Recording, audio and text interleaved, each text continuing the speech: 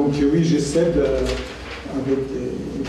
les années qui viennent, de garder l'esprit critique. Et en particulier, j'ai un blog sur lequel j'essaie de mettre des avis critiques à la fois sur la science, un peu l'enseignement, mais des fois avec d'autres choses. On marche avec ça. Ouais. Voilà. Alors, tout à l'heure, à la pause, Jacques m'a dit mais tu vas nous casser la baraque. Mais je trouve l'architecture qu'il a présentée et montré bien les problèmes. Et moi, je vais rajouter une couche, je le dis.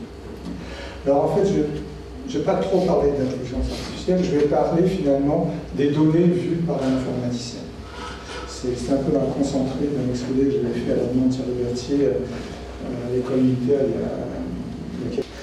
Alors, mais donc, je vais dire quelques vérités qui me semblent de plus en plus évidentes, qui peuvent être surprenantes. La première, c'est que l'ordinateur et les données, ça fait deux, si on peut dire en langage binaire. Alors d'abord, pour moi, qu'est-ce que c'est qu'une donnée? C'est le postulat qu'il faut considérer pendant l'exposé. Une donnée, c'est par exemple, M. Martin est mort ce matin à 9h30 dans sa propriété de Londres. Pour moi, c'est une donnée. Donc pour moi, c'est une phrase, c'est un énoncé, c'est un prédicat. Donc, M. Martin, ce n'est pas une donnée. 9h30, ce n'est pas une donnée. 23 €, ce n'est pas une donnée.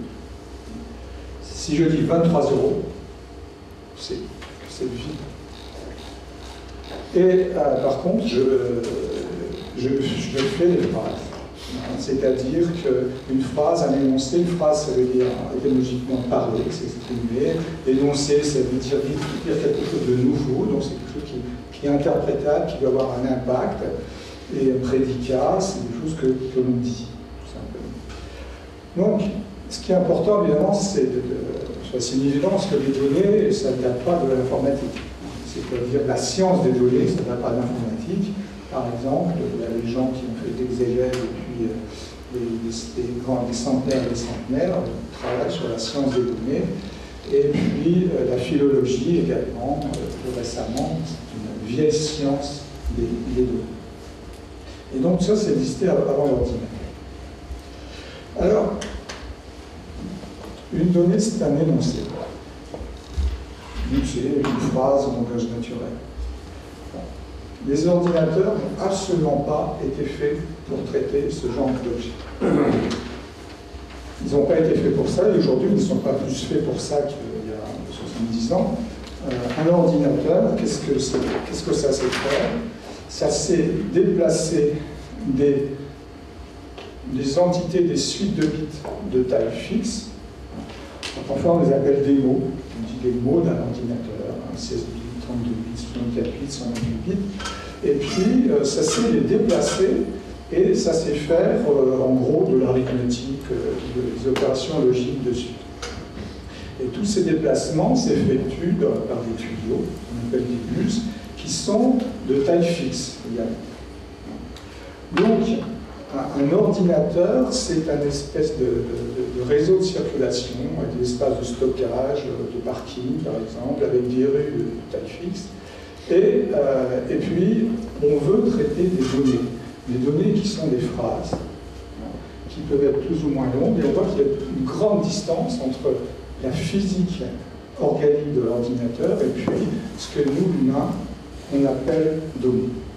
Et pour donner une image, c'est un peu comme si j'ai une passoire avec des trous de taille fixe, et puis j'ai des spaghettis, et puis je voudrais faire passer les spaghettis à travers les trous de la passoire. C'est le problème qu'a un informaticien lorsqu'il veut traiter des données. Alors, donc les ordinateurs font des opérations élémentaires, d'un nombre très fini, très défini, quelques centaines maximum, en fait, plutôt quelques dizaines, sur ces données, et il faut programmer les opérations élémentaires qui sont faites par l'ordinateur, et pour ça, programmer, c'est-à-dire dire dans quel ordre on les fait, avec des bifurcations, des boucles, et ainsi de suite. Et pour ça, on a inventé les langages de programmation. Donc les langages de programmation ont d'abord été inventés pour faire du séquencement, de l'ordonnancement de la commande. Et ils ne sont pas trop intéressés, ils sont intéressés à des opérations, à séquencer des opérations qui travaillent sur des données élémentaires de taille fixe. Et eux non plus ne sont pas tellement intéressés à cette notion d'énoncé, qui est beaucoup plus large, beaucoup plus vaste, qui fait des choses de taille fixe. Et donc, si j'ai un problème de traitement de données et que je veux utiliser un ordinateur, on voit qu'il y a un grand écart entre les deux. Ce grand écart entre comment faire traiter des données par un ordinateur qui n'a pas été fait pour ça, on va devoir faire des couches de programmation pour faire des opérations sur les données qui sont plus sophistiquées que les opérations élémentaires que l'ordinateur fait sur les données. Et alors là, il y a un phénomène très clair, c'est-à-dire qu'il y a 1000 manières de construire cette espèce de couche qui va passer d'un niveau des mots au niveau de la phrase. Donc il y a 1000 manières de construire ces programmes, et c'est une activité complexe, la programmation, avec des choix, des arbitraires, des alternatives. Il y a 1000 manières de le faire, et ça peut être 1000 sources de problèmes, de confusion, d'erreurs, d'incompatibilité. Et donc, une autre question, c'est une des questions fondamentales, c'est comment ces longues données, je vais les replier en quelque sorte sur les mots de ma machine. Eh bien, là aussi, il y a 1000 manières de le faire. Il y a 1000 manières de le faire que je ne vais pas détailler ici, mais vous pouvez imaginer qu'on va mettre toutes les choses avec le, ou bien chacune, on va donner l'adresse de la suivante, etc. Et donc, il y a 1000 manières de le faire. Et donc, si je prends deux systèmes de traitement de données, si par exemple, je veux échanger des données entre elles, eh bien, c'est, pour rester dans les spaghettis, c'est cauchemar en cuisine.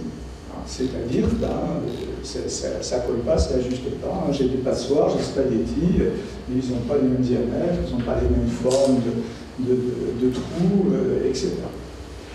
Alors, il y a une chose qui m'a beaucoup marqué, moi, dans ma vie professionnelle, c'était en 1981, c'est la découverte d'un langage, qui s'appelle langage prologue, qui est inventé par un Français, Alain Connuet, qui, lui, il a été le premier à faire un langage vraiment utilisable, qui travaillait vraiment sur la notion de données.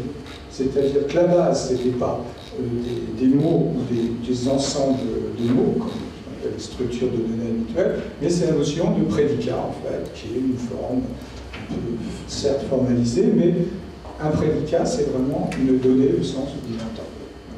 Bon, mais ce langage prologue, pour un tas de raisons, m'a pas tellement soulevé l'intérêt des informaticiens, tout au moins, disons, à la grande échelle d'utilisation. Alors, dans un ordinateur, les données sont abandonnées. À part le jeu de mots, on a vu que pour arriver à faire quelque chose qui traite des données avec un ordinateur, il faut écrire des milliers, des millions, des dizaines de millions de lignes de programme.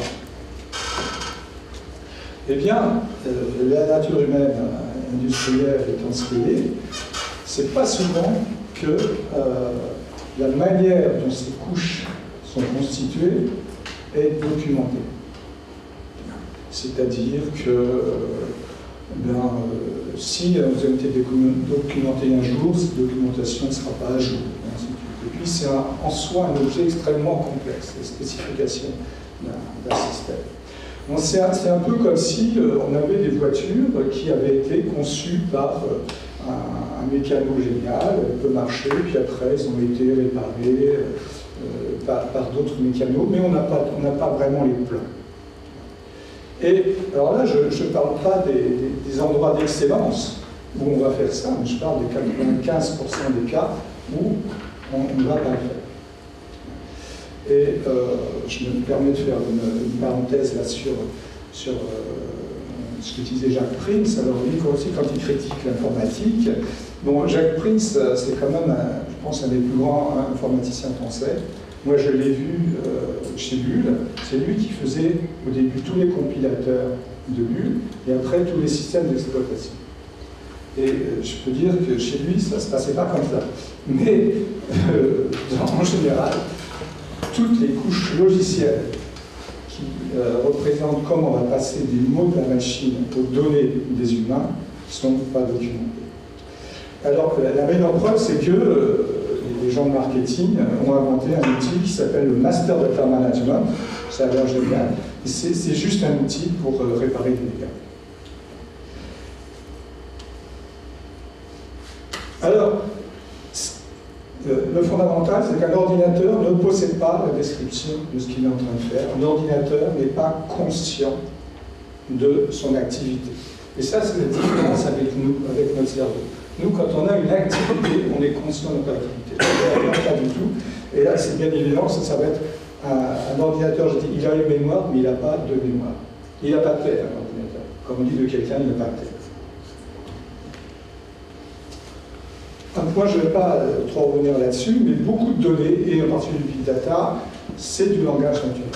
On dit souvent le langage naturel, on ne sait pas le traiter parce qu'il est non structuré. Il y a des données structurées et des données non structurées comme langage naturel. Là, c'est tout le contraire. On ne sait pas traiter le langage naturel parce qu'il est très structuré. Il est tellement structuré qu'en gros, on n'a pas les équations, on n'a pas les modèles. Comme nous, on n'a pas les modèles, on ne peut pas expliquer à l'ordinateur comment faire, on ne peut pas le programmer. Donc ça, c'est un point fondamental pour les big data aussi, parce que les data sont aussi dans le langage naturel, et là, on est à peu près à poil. Alors, je terminais sur quelques grands auteurs. Finalement, ce qui nous manque, c'est une vraie théorie de l'information, pas au sens de Shannon, au sens de qu'est-ce que c'est qu'une donnée. Alors, il y a Descartes et Leibniz, ils ont pensé, ils ont rêvé ça il y a déjà longtemps. Voilà. Je ne traiterai pas les questions de la pyramide de l'information. La pyramide de l'information, vous savez, c'est données, information, connaissance, sagesse. Enfin, peut-être on récupérera le slide à un certain moment. C'est n'importe quoi. Tout ça, c'est des données. Et un dernier point, c'est que pour vraiment traiter les données, il faut qu'elles aient certaines propriétés. Et ces propriétés, il y en a deux importantes. C'est que les données doivent être articulables en sous-ensemble, en sous-éléments. Et que, en gros, il faut construire un réseau social de données. Deux phrases, mais une information. Si je dis par exemple, Pierre habite Marseille, si c'est la première fois que j'entends parler de Pierre, ça n'existe pas, Pierre. Il faut que j'ai au moins deux phrases sur Pierre pour que Pierre existe. Donc il faut bien voir qu'à la base des choses, ce sont les données et pas les éléments des données. C'est-à-dire que si je dis « je suis le beau-frère de M. Vladimir Vostok », par exemple, si c'est la seule information que vous avez sur Vladimir Vostok, c'est comme si je n'avais rien dit, à part que j'ai un beau-frère. Donc, les données doivent être établies dans un réseau social, et ce réseau social, je tiendrai par là, doit être récursif. Eh bien, il n'y a pas, aujourd'hui, quasiment pas d'outils logiciels pour construire des réseaux sociaux de données à ce sens-là, ou pour construire des réseaux de données récursifs, par exemple de données qui vont parler de données. Et comme on ne sait pas bien faire ça, ben c'est très difficile dans les ordinateurs de traiter des données qui vont décrire la complexité du monde. Donc, la conclusion, c'est pas de dire que les informaticiens, c'est des gros nuls. Hein. Moi, je ne suis qu'informaticien. Je ne suis pas physicien, je ne suis pas chimiste, je ne suis pas électronicien, je suis informaticien. C'est dire que l'informatique manque encore énormément de moyens, qui sont essentiellement des outils conceptuels logiciels, pour représenter les données au sens où nous, êtres humains, sommes capables de les exploiter et de la manière dont on aimerait pouvoir les traiter dans l'ordinateur. Donc l'informaticien a beaucoup de circonstances cet élément. Et en gros, la pré-raison la conclusion, c'est que les concepts logiciels ne suivent pas du tout de progrès exponentiel et que le cœur du problème, c'est le gap, la différence qu'il y a entre ce que c'est faire un ordinateur et ce que nous souhaiterions faire avec les deux. Voilà. Merci de votre attention.